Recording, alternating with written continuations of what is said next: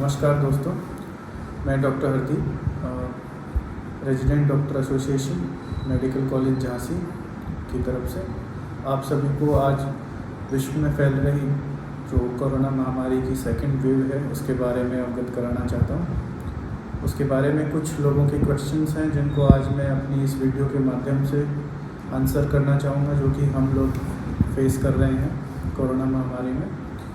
तो मतलब we will focus on the second wave, जो भी अभी बहुत पब्लिक पैनिक कर रही है, उस बारे में मुझे आपको बताना है कि कैसे अपने आप को मतलब आप नॉर्मल रख सकते हैं ऐसे स्थिति में। दूसरा कुछ चीज़ें हम डिस्कस करने वाले हैं, लाइक कुछ लोग बहुत सारे कॉल करते हैं कि टेस्ट कराएं कि नहीं कराएं। तीसरा हम डिस्कस करेंगे कि होम आइसोलेशन में अगर हैं तो कैसे मैनेज करें, क्या खाएं क्या ना खाएं, प्रिकॉशंस क्या लें। चौथा हम लोग डिस्कस करने जा रहे हैं कि इस दौरान जो बहुत ही ज़्यादा सुनने में आ रहा है रेमडेसिविर, टोसिलिजुमैब, इन दवाओं का कब यूज़ करना है, कैसे करना है, मतलब पैनिक क्यों नहीं करना है इन दवाओं की वजह से। उनके बारे में थोड़ी सच्चाई मैं आप लोगों को बताना चाह रहा हूँ। और इस लास्ट में मैं आपको बताऊंगा कि इस पैनिक सिचुएशन के दौरान कैसे अपने मेंटल हेल्थ को आप सही रख सकते हैं। Point number 1, we will consider the corona test. तो देखिए आज के टाइम पे कोरोना के लगभग 3 से 4 टेस्ट हमारे पास अवेलेबल हैं कोविड-19 के। सबसे पहले है एंटीजन किट, जिसमें क्योंकि कोविड इज़ अ वायरस, तो वायरस है तो उसका एक हर वायरस के बॉडी पे एंटीजन होता है, जिसके कि हम एंटीजन को जो सरफेस पे जो एंटीजन होता है उसको डिटेक्ट कर लेते हैं जब आपके नाक से सैंपल निकाला जाता है उससे। तो उस किट का sensitivity comparison to the other test RT-PCR, जो कि जो बड़ा टेस्ट है, जो कि उसके RNA को निकाल लेता है, RNA को डिटेक्ट कर लेता है उसके। तीसरा टेस्ट में मैं बता दूं पहले, एक होता है CT स्कैन छाती का, जिससे आपको वायरल निमोनिया पता चल जाता है। That is not specific to covid, but जो कि कोविड-19 है उसके स्पेसिफिक फीचर को दिखा देता है CT स्कैन। तो टेस्ट के मामले में कोविड टेस्ट सबसे पहले क्वेश्चन आता है कि कराएं कि नहीं कराएं।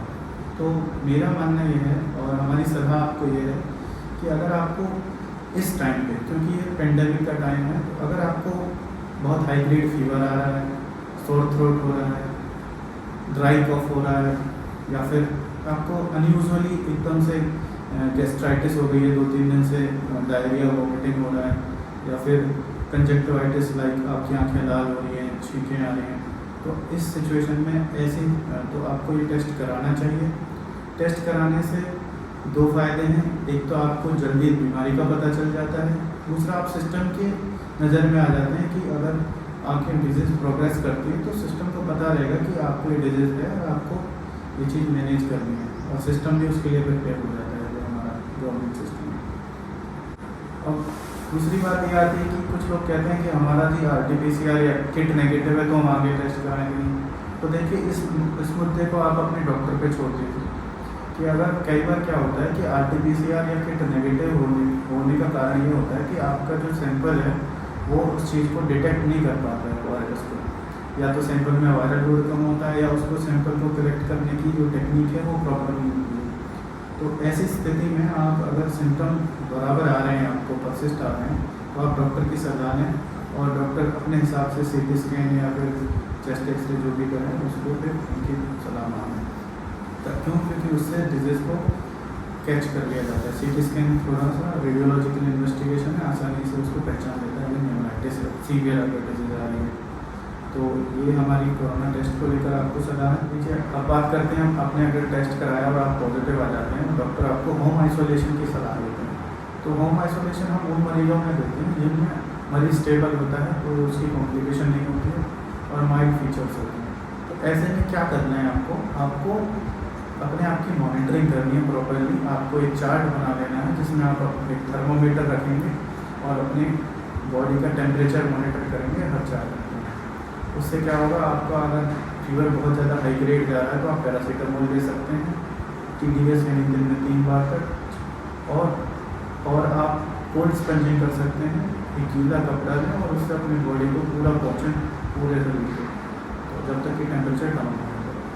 दूसरी मॉनिटरिंग आपको करनी है SpO2 मॉनिटरिंग, यानी बॉडी में ऑक्सीजन लेवल देखना है मोटी भाषा में।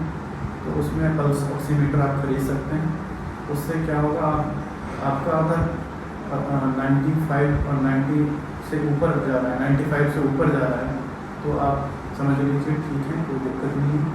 और अगर आपका सैचुरेशन 94, 93 से नीचे जाता है, तो आपको ज़रूरत है कि आप उस अपने डॉक्टर से कंसल्ट करें। और दूसरी जो हेल्पफुल जो मैं बता रहा हूँ, आप प्रोनिंग कर सकते हैं। प्रोनिंग मतलब करवटें बदल बदल के आपको रहना है सोते समय, और उल्टी करवट से भी सो सकते हैं, उससे आपको बेनिफिशियल होगा। तो तीसरी चीज़ जो आप करनी है, आपको अपनी जो रेस्पिरेटरी रेट, यानी आपकी सांस लेने में 1 मिनट में कितनी सांस ले रहे हैं, तो वो अगर आपका 18 से ऊपर जा रहा है, नॉर्मली 12 से 14 होता है, अगर आप 18 से 20 से ऊपर जा रहा है तो आपको जोर लगाना पड़ रहा है सांस लेने में, तो आप अपने डॉक्टर से ज़रूर सलाह लें, तुरंत हॉस्पिटलाइज हो जाए। ठीक है, तो ये हमारे 3 पॉइंट्स हैं जो हमको मॉनिटर करने हैं। इसके अलावा घर पे रेगुलर एक्सरसाइज करना बहुत इंपॉर्टेंट है। रेस्पिरेटरी एक्सरसाइज जिसको कहते हैं, सांस लेना छोड़ना, मोमबत्तियाँ बुझाना, ऐसे। और न्यूट्रिशन का ख्याल रखें, जिसमें विटामिन सी, जिंक और विटामिन D3 इनकी टैबलेट्स भी अवेलेबल हैं, और आप फ्रूट्स वगैरह खा के ले भी सकते हैं। तो ये चीज़ें हैं जो आप होम आइसोलेशन पे कर सकते हैं। चौथी, आप अपने घर वालों से रेगुलर कॉन्टैक्ट में रहें, मतलब एक मेंटल सपोर्ट बनाए रखें। अगर आप पॉजिटिव भी हो जाएँ तो उससे आपको जल्दी ठीक। तो दोस्तों, अब तक हमने जाना कि अगर आपको इन्फेक्शन हो जाता है तो कैसे होम आइसोलेशन करना है और कब अपने डॉक्टर को कॉन्टैक्ट करना है। अब हम जानेंगे कि क्या प्रिकॉशंस रख के आप इस इन्फेक्शन को रोक सकते हैं। जैसा कि आप सभी को पता है कि बहुत पूरे लगभग 1 साल से बताया भी जा रहा है कि मास्क लगाना है। कभी भी आप आउटडोर जाएँ तो मास्क ज़रूर लगाएँ। मास्क लगाने से आपको इन्फेक्शन की दर जो है 95% तक कम हो जाती है। दूसरा, आप कभी भी कोई भी ऑब्जेक्ट बाहर का टच कर रहे हैं तो आप फ्रीक्वेंट हैंड वॉशिंग की आदत डालिए। सैनिटाइज़र करिए, अगर उपलब्ध है तो ठीक है, नहीं है तो आप हैंड वॉश करिए साबुन से, चलेगा। हैंड वॉश से बहुत इफेक्टिव चल रहे हैं। और तीसरा ये कि आप, जैसे कि सभी को बताया जाता है, कभी भी बाहर भी जाएँ तो भीड़ भाड़ वाली जगहों पे ना जाएँ, सोशल डिस्टेंसिंग को अपनाना बहुत इम्पोर्टेंट है। अब चौथी बात आती है कि इन्फेक्शन, क्योंकि आजकल जो हवा में है, तो आप किसी भी बंद जगह में ज़्यादा देर तक ना रखें, जैसे कि सिनेमा हॉल हैं, बड़े होटल्स हैं, तो इनमें आप अवॉइड करें कुछ दिनों के लिए। अपनी इम्यूनिटी को स्ट्रॉन्ग करने के लिए कुछ लोग, मैंने देखा है कि कुछ लोग पूछते हैं कि क्या खाएं क्या ना खाएं। उसमें इम्पॉर्टेंट है कि आप अननेसेसरीली कुछ ज़्यादा, मेरे हिसाब से कुछ ज़्यादा चीज़ें ना खाएं। आप जो नॉर्मल डाइट लेते हैं वो खाएं। बस आप माइक्रो न्यूट्रिएंट्स का ख्याल रखें, जैसे कि vitamin C, zinc, vitamin D3। उसमें आप जो खट्टे फल हैं वो खा सकते हैं। सूर्य की धूप में सुबह सुबह बैठ सकते हैं थोड़ी देर के लिए, तो उससे भी आपको बेनिफिट होगा। चौथी चीज़ है कि नियमित एक्सरसाइज। देखिए, नियमित एक्सरसाइज या योगा या प्राणायाम जो भी आपकी रूटीन में है, या जिम जाते हैं आप लोग तो घर पे जिम भी कर सकते हैं छोटा मोटा, तो वो बहुत ज़रूरी होती है। उसमें रेस्पिरेटरी एक्सरसाइजेज हैं जिसमें हम आपको एकदम से सांस छोड़ना, अनुलोम विलोम जो आप करते हैं वो आप कर सकते हैं। तो ये मेरे हिसाब से आपको प्रिकॉशंस इस टाइम पे रखनी चाहिए, और खुद की भी और अपनी फैमिली मेम्बर्स की। और पांचवी सबसे इम्पोर्टेंट प्रिकॉशन है कि आप जो आपके घर में जो बड़े बूढ़े हैं उनकी जो दवाइयाँ चल रही हैं, जैसे कि किसी को BP की शिकायत है, किसी को शुगर की शिकायत है, तो उनकी दवाइयाँ चलती रहें। अपने डॉक्टर से टेली हेल्थ के माध्यम से कंसल्ट करते रहें, ताकि उनकी जो बीमारी है वो बिगड़े नहीं। तो दोस्तों, अब बात करते हैं, जो कुछ लोग क्या है, आजकल आपने सुना होगा रेमडेसिविर की कमी हो गई है टॉसिलिजुमेब, जो कि कोविड में यूज़ करी जाती है। तो हमारा मानना ये है कि क्या है कि जो ये माइल्ड डिजीज़ होती है उसमें ना तो आपको रेमडेसिविर की ज़रूरत है, ना आपको टॉसिलिजुमेब की ज़रूरत है। ये क्लियर कर दें, टॉसिलिजुमेब एंड रेमडेसिविर आपका एक्सपेरिमेंटल थेरेपी है, मतलब प्रूफ। पहली बात तो आप एक्सपेरिमेंटल थेरेपी पे इतना रिलाय हम लोग खुद नहीं करते हैं, और वो अगर हम देते भी हैं तो जो मॉडरेट टू सीवियर डिजीज जिनको हो रही है उनको हम दें।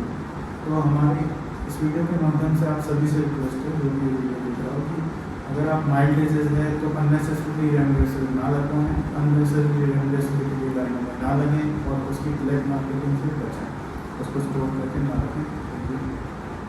तो आइए अब बात करते हैं वैक्सीनेशन के बारे में। जैसा कि आप सभी को पता है, कोरोना की इस टाइम हमारे पास इंडिया में 2 से 3 वैक्सीन उपलब्ध हैं। कोवैक्सीन, कोविशील्ड सबसे ऊपर है। तो कुछ लोग पूछते हैं वैक्सीनेशन कराएं कि नहीं कराएं, इफेक्टिव है कि नहीं। तो देखिए, सबसे पहले तो वैक्सीनेशन से जितने भी कोविड के केसेस हैं वो कम हुए हैं, इसमें कोई डाउट नहीं है, क्योंकि जो वैक्सीनेट हुए हैं उनको बहुत कम लोगों को ऐसे कोविड के फीचर्स आते हैं लगने के बाद। दूसरा, एडवर्स रिएक्शन की बात कर लेते हैं। तो एडवर्स रिएक्शन, अगर फीवर, माइल्जिया छोड़ दें तो सीवियर एडवर्स रिएक्शन वैक्सीनेशन के बाद रिपोर्ट नहीं हुए हैं। तो वैक्सीनेशन सेफ है, आप सभी कराएं, ज़्यादा से ज़्यादा मात्रा में कराएं, ताकि हर्ड इम्यूनिटी डेवलप हो जाए पूरे सिस्टम में, तभी हम कोरोना जैसी बीमारी को हरा सकते हैं।